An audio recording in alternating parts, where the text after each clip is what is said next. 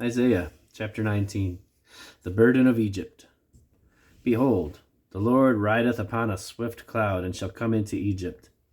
And the idols of Egypt shall be moved at his presence, and the heart of Egypt shall melt in the midst of it.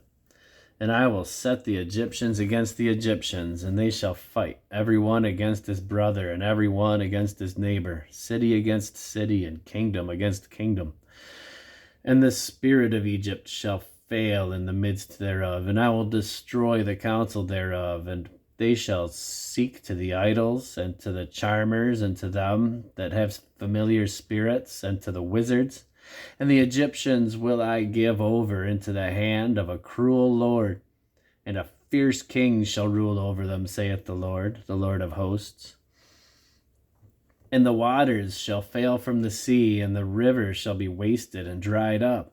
And they shall turn the rivers far away, and the brooks of the defense shall be emptied and dried up. The reeds and flags shall wither. The paper reeds by the brooks, by the mouth of the brooks, and everything sown by the brooks shall wither, be driven away, and be no more.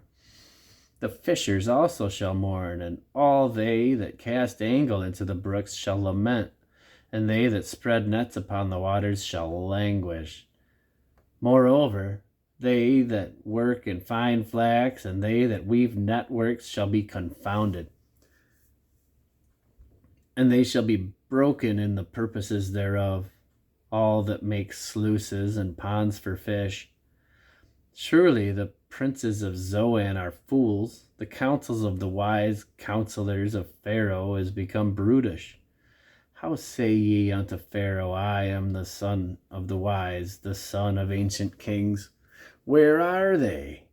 Where are thy wise men? Let them tell thee now, and let them know what the Lord of hosts hath purposed upon Egypt. The princes of Zoan are become fools. The princes of Noph are deceived.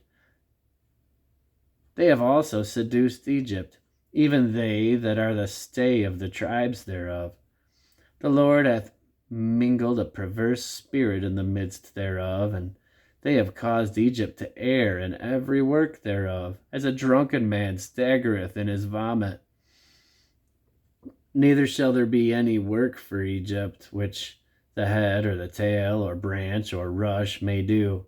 In that day shall Egypt be like unto women, and it shall be afraid and fear because of the shaking of the hand of the Lord of hosts, which he shaketh over it. And the land of Judah shall be a terror unto Egypt.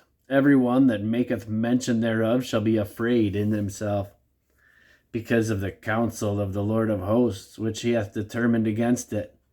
In that day shall 5 cities in the land of Egypt speak the language of Canaan, and swear to the Lord of hosts. One shall be called the city of destruction. In that day shall there be an altar to the Lord in the midst of the land of Egypt, and a pillar at the border thereof to the Lord. And it shall be for a sign and for a witness unto the Lord of hosts in the land of Egypt. For they shall cry unto the Lord because of the oppressors, and he shall send them a Savior, and a great one, and he shall deliver them. And the Lord shall be known to Egypt, and the Egyptians shall know the Lord in that day, and shall do sacrifice and oblation. Yea, they shall vow a vow unto the Lord, and perform it. And the Lord shall smite Egypt, and he shall smite it and heal it. And they shall return even to the Lord, and he shall be entreated of them, and shall heal them.